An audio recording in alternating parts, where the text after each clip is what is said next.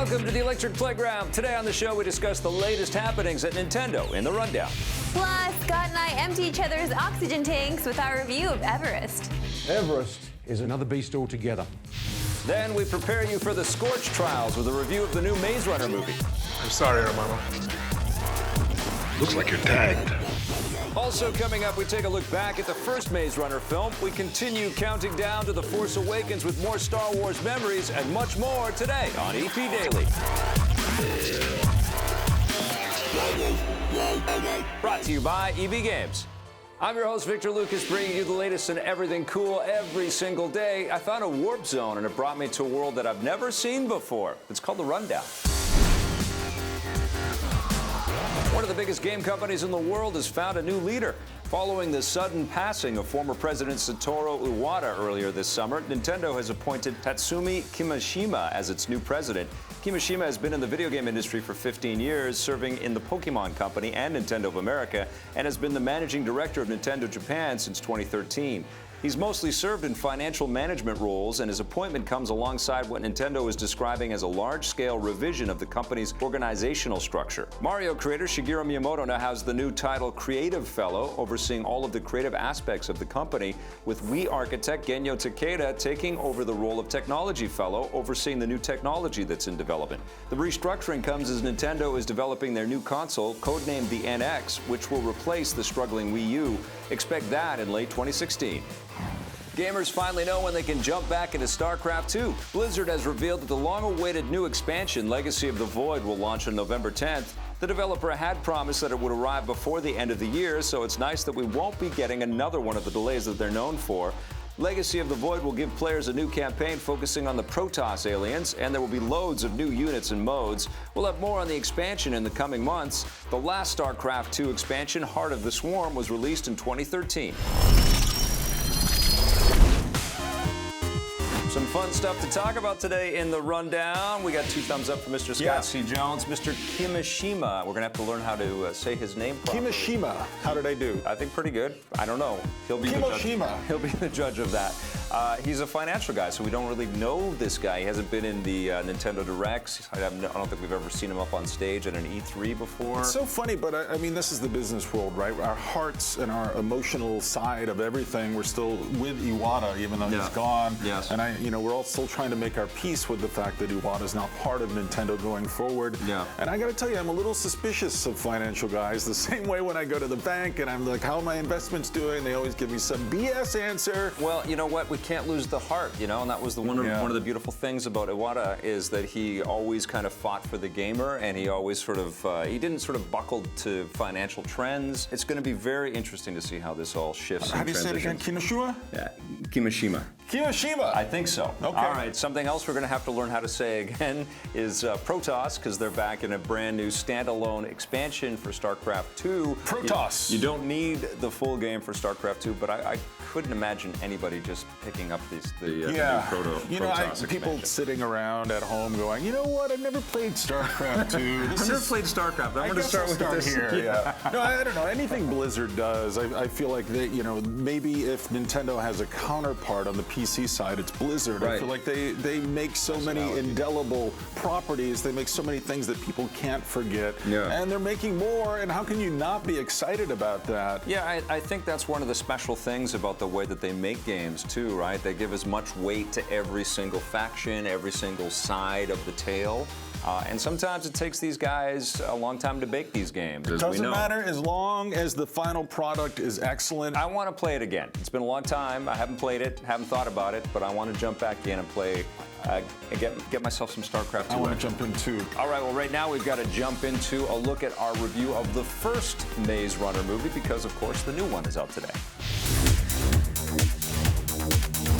Maze Runner is the latest young adult novel transformed into a movie. Marissa and I have seen it. How many times did you read the Maze Runner book? 0 times. 0 times, okay. What did you think of the Maze Runner as a feature film? I was really looking forward to this one because out of all the other trailers that I've seen for all the young adults novels turned movies, this one actually looked quite promising. Looks like a video game, this one. And it looks like a video game that's appealing to me as well. And I was still really into it when it first started. I was excited for it because when we jump into this movie, we are learning about what is happening in this world with the main character, who's also learning about what's happening with this world because he has amnesia, not amnesia, but it's like it has the effects of it. It has the effects of amnesia. It kind of reminds you of any kind of JRPG that you might play. What is this place? Let me show you. But the length of time that it takes for anything to happen in this movie is so agonizing. So it's almost like TV show timing, right? It's almost like they're pacing it out for the next episode. Right. But you're like, okay, let's go. It's a pretty simple concept. Basically, Thomas, played by Dylan O'Brien, wakes up in this glade, and he's surrounded by other boys, and it's a Lord of the Flies type of homage. And on the outside of the glade is this walled structure with one opening that leads into this maze, and the maze runners are these characters that try to run through the entire maze, mapping it all out so that they can eventually make their escape. Right, so all the boys have divvied up responsibilities. They're very organized for young boys, I would think. Some of them have been there for 3 years. So when this new character comes in, basically everything's changing and they're trying to figure out why, but they can't because they don't really have memories of anything. And then there's a young lady that comes into the mix as well. Everyone's just trying to figure out who is who. And so as the audience, you are also supposed to do this, but you figure it out far before the other people do. I think they do a pretty effective job at creating the mystery and also setting it up for the potential for more. I guess it depends on how the box office does on this movie. I think it's time we find out what we're really up against. I did like the look of the movie, and I like Dylan O'Brien as Thomas, our lead. I think he gives a very strong performance in this. It's an effective concept. It just takes too long to get going,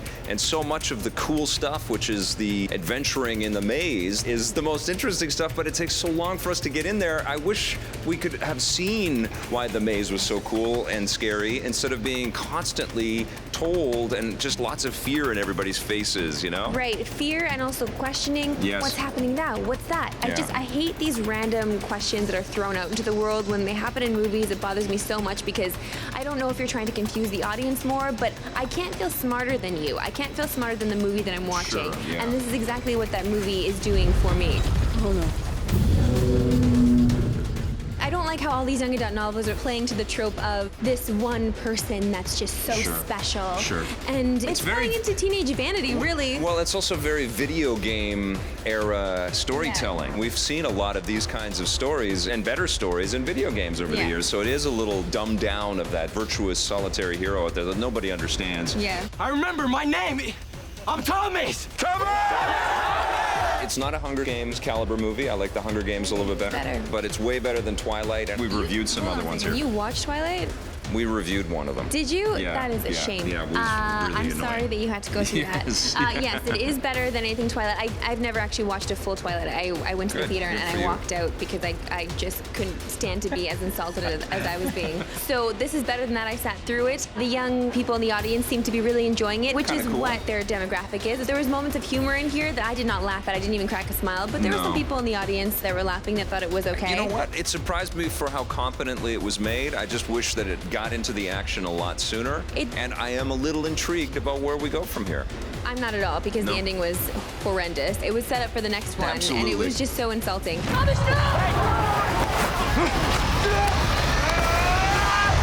What are you going to give The Maze Runner? Man, it gets 5. Really? It gets a 6.5 for me. I haven't officially reviewed any of the Maze Runner movies on the show, and I'm kind of lost in the maze here with this series. That's because Marissa and I are young adults. And we've got a review of the new Maze Runner movie called The Scorch Trials after this.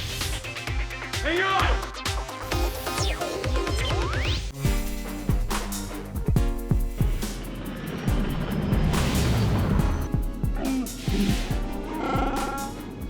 I'm still a little bit upset that Chewie didn't get a medal. I don't get that, but I am really looking forward to the new movies. You know, I was promised when I was 10 years old that there were going to be like 9 movies, and we've only gotten 6, and I want my 9, so let's get going. You know, I'm getting a little jealous of these Star Wars memories, because where is mine and where's yours? Well, we're really just talking about celebrities, some people who are vaunted members of our community. And Chris Charla, he's a personal friend of mine. I'll Facebook you later, Chris. Listen, Marissa and Vic need to go to the movies. They've got to see The Maze Runner Scorch Trials. 3 questions. Where did you come from?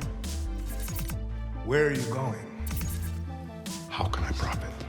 We have watched the second part of the Maze Runner film franchise. It's a franchise whether we want it to be or not. It's a young adult book series. This is the Maze Runner, the Scorched Trials. Yes. And, well, first I need to say that, yes, it falls into all of those same tropes that you find with any other young adult movie. I mean, there's a kid, the protagonist. He is the chosen one. He is a special one. That is Thomas. So everybody kind of... Dylan O'Brien. That's right. And everybody follows him. Everybody wants to be around him. Everybody trusts him. There are a lot of questions being thrown out into the air, as per usual with movies that irritate the crap out of me. Well, what do you mean? What did you see? Where do we go now? Do you have a plan? I only have one question. Do you remember about Wicked? This was a really competently made action picture, and it throws in some zombies, it throws in some fierce storms, it throws in some Last of Us type of gunplay with all of these end of the earth, end of civilization kind of rogue bands of civilians fighting off all hordes of military invasion and zombie invasion. It looks really good. There's some really great visual effects in here with a dystopian destroyed earth and devastation everywhere, and people huddling together with whatever scraps of clothing they can find. Except for the main cast, we'll all find the coolest jackets, and everything fits perfectly. Everything fits. They look pretty rad, actually. They do, yeah, for a bunch of people that are on their last legs. They look hip. Yeah. So if you're looking to cosplay any of these characters, you can look hip too. But we have these moments that, yes, thrilled me, and they did excite me. And honestly, those zombie type characters looked so crazy. I was scared. Hang on! It's way better than the first movie. The first movie was really, you know, contained and kind of lame. It was called just the Maze Runner. You ran around a maze for a long time. So guess what? We're out of the maze now, but they are running the maze of life. They're running the maze of life. They're running down hallways, being chased by guys with guns and zombies and all kinds of stuff. But they spent a lot more money on cast. They've got Aidan Gillen, we all know as Littlefinger from Game of Thrones. But we've also got Liam Manuel from Game of Thrones. Yeah, and we've got a quadrant of incredible actors here. We've got Giancarlo Esposito, Gus Fring from Breaking Bad. They make the movie much more interesting. It makes me feel the way I felt when I was watching Vacation in the theater, where there was just one amazing actor after another. Like, wow, this guy's in it. Oh, maybe it's good. Actually, no, it isn't. There's so many moments in here where I just wanted to fall asleep or just put my head down. Yes, absolutely. Whenever they're having dialogue, it's so boring. Shut up, you big baby. It's a big budget action escape, you know, and it doesn't make any sense logically. It doesn't make sense. We don't really understand why they had to do the stupid maze running thing in the first movie, because the second movie is really about something completely different. Exactly. If you're going to do medical experiments on these kids, you don't need to make them run a maze. What does the maze have to do with it? Nothing. They can solve puzzles in a little room while they're taking tests on them. Like, it just doesn't make any sense. I do like the whole Nathan Drake Uncharted aspect of it. I thought that was Naughty Dog games. So cool. That was so cool. So have a movie around that, absolutely, and I will watch it and I will be completely enthralled. But I don't want to have these questions just looming. Come on, it's the same kind of thing as the Hunger Games kind of challenge everybody, and then it turns into this huge revolution. It's a little that's cheeseball too. Out into 3 movies. Yeah, for sure. I mean, there's a financial thing that you can't help but notice as you're watching this. It's like really Hollywood trying to engage as much of this demo as they possibly can. But this was a competently made movie, and everybody really tried to put their best work on screen. So Victor Lucas, what are you scoring the second Maze Runner? Yeah, I was honestly entertained by this movie, and I was really impressed by how it was put together, except for a few dumb edits. But I'm gonna give it a 7.5. How about you? Okay, get the 5 for me. Wow. Thank God I didn't have to go to that. -4 out of 10 is the score from me. Guess what, Jones? You gotta go to the movies with me after this. Oh, I like you, though. Our review of Everest. We'll see. Gotta ask the question, you know I do. Why?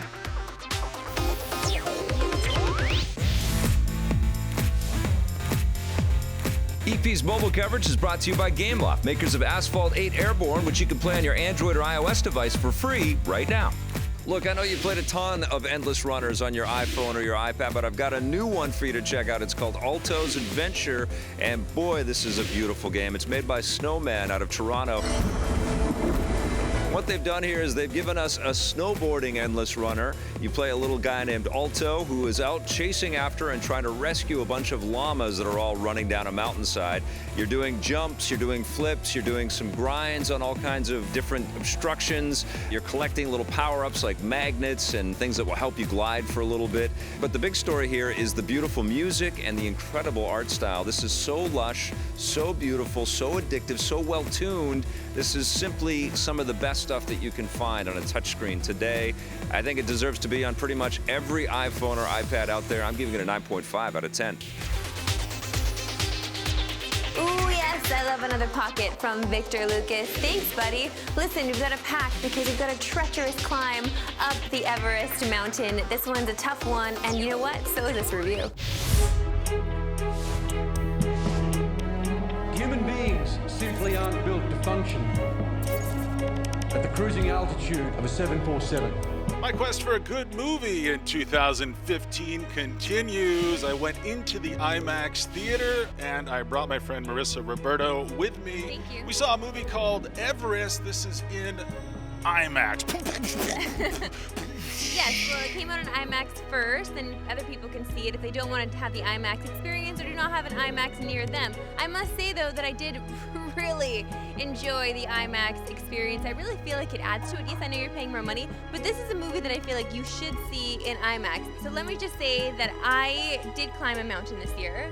Okay, I climbed Machu Picchu. Very small compared to Everest, and every moment of this movie brought me in. It just sucked me right in because number one, it's based on a true story, okay? Number two, the actors in here are absolutely phenomenal. And number three, you really do feel like you're climbing this mountain with them, and it is agony, it is torture, and you really feel like you're along for the ride. You feel cold with them when they're cold. I gotta ask the question, you know I do. Why? Why? Because it's there! That's why. Thank you, Mr. Mallory. All right, for the other side of the coin, this is not a great movie. This is a very small IMAX experience that got expanded into a Hollywood movie. You can tell the parts that were filmed in IMAX. It's probably like 10 minutes of the entire film when you can feel a sense of vertigo, a sense of the height of the mountain, a sense of the peril that the people who actually climb the mountains might be in.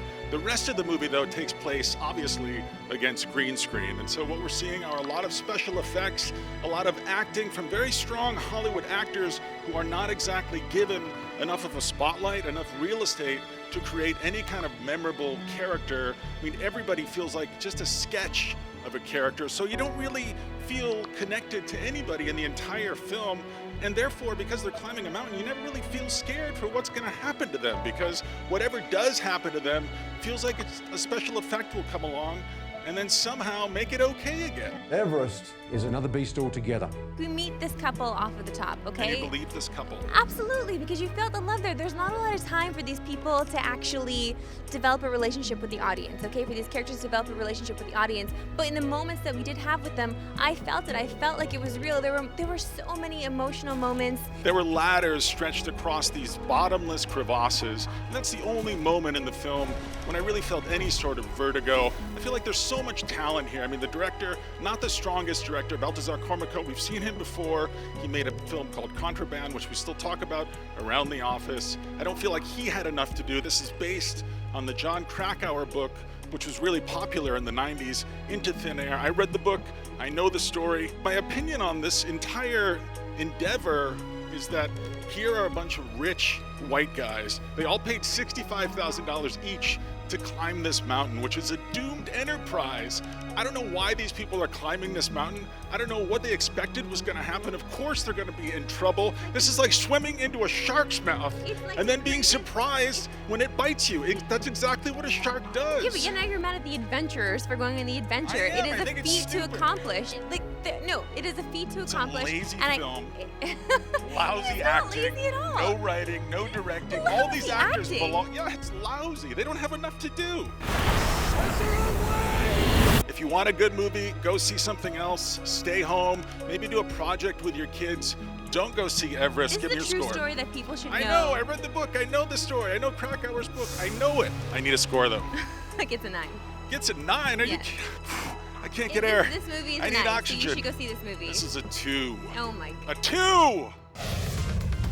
Oh man, my cheeks are still burning from that review with Scott Jones. Don't worry, I'm gonna cool down during this commercial break, and after this, we've got your Twitter question of the day. If you want more EP, go to our website, epn.tv, for bonus content and full episodes. We're also on Facebook and Twitter.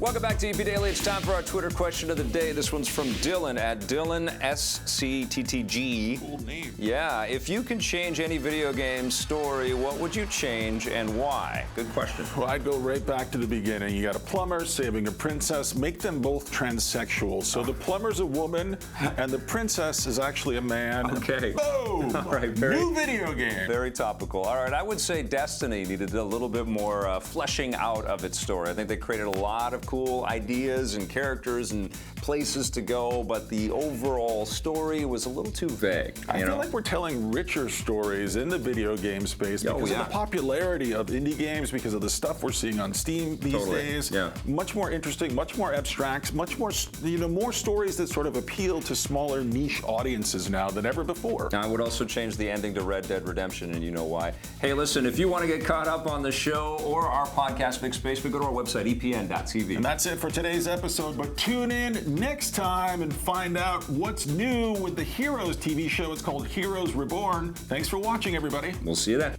EP would like to thank its sponsors, Nintendo, Xbox. He's an inspiration to all of East LA. He's putting fear into those that need fear, and he's giving hope for those that need hope. Like a true, genuine superhero that's just starting out and doing his own thing. He's not widely accepted. You know, a lot of people still kind of look at him like, what the hell's that guy doing? It's a scary place for people with abilities right now in the world of heroes. We will be able to locate every enhanced human on the planet.